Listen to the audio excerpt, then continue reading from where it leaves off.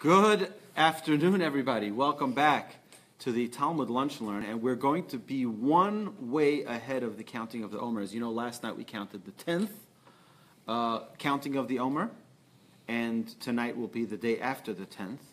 So you add one, and we're going to do the 11th way of maximizing life that our sages teach us in the Mishnah and Ethics of Our Fathers in Pirkei Avot, Chapter 6, Mishnah 6.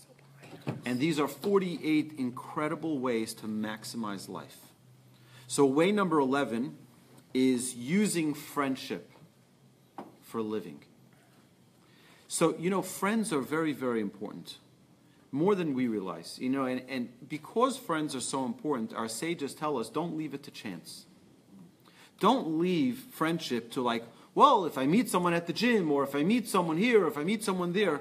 You have to really, really invest in a friendship, right? You have to acquire a friend. Before you go and acquire a car, people buy a house. What do? They look at the specs, and they look at the this, and they look at the that, to make sure that everything is right for them. Friendship should be no different, in the sense that you want to find someone who has honesty, someone who is trustworthy, someone who is kind, and this is not only a friendship in marriage, right, if you're seeking a spouse, but a friendship just as a regular friend. Now, why is friendship so important? And we've shared this numerous times, but remember this very fundamental idea. You only have a limited vision.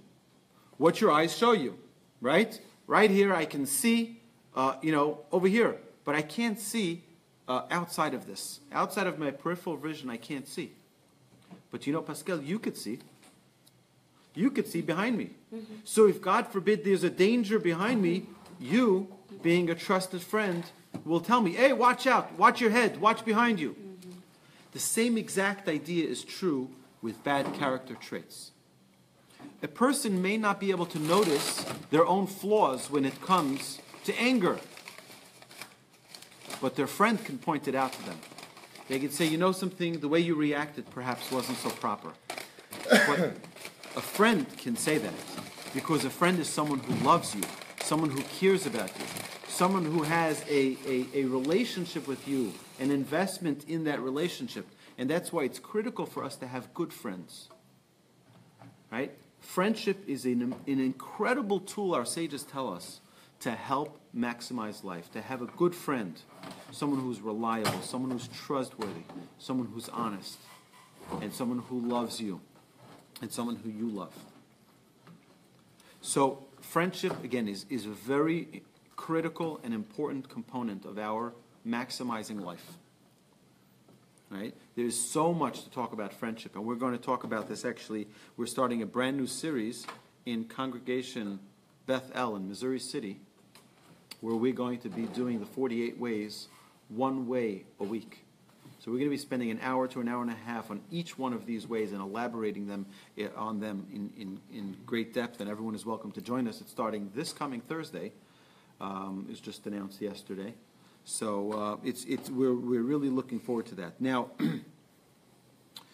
we also discussed in way number 9, we spoke about purity and the importance of us defining our environment. We are the gatekeepers of our environment.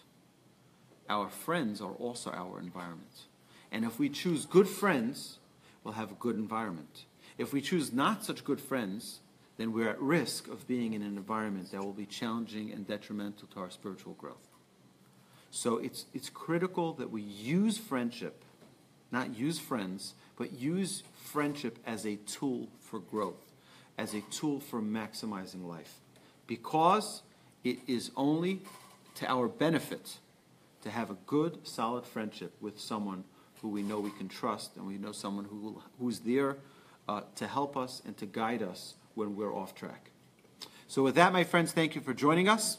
We hope you like and share this video so that the rest of the people on the interwebs can enjoy learning Torah from their computers, from their phones, and so on and so forth. So thank you very, very much. We have a question here. Can you count the Omer on Shabbat? Yes, of course you count the Omer on Shabbat. So we're going to count the Omer tonight after services, after Kabbalat Shabbat and Arvit, after the evening service. after nightfall. Really, you should say it after nightfall, and you say it tonight, and of course tomorrow night after Shabbat we'll count it. So the counting of the Omer last night was 10, and now we just did the 11th way for Shabbat because we're not going to record a video on Shabbat. Why are you not allowed to blow the shofar on Shabbat? Okay, we'll talk about that. We'll talk about that offline. Okay, But I'm sorry. want to thank you all for joining us, and have a lovely Shabbos.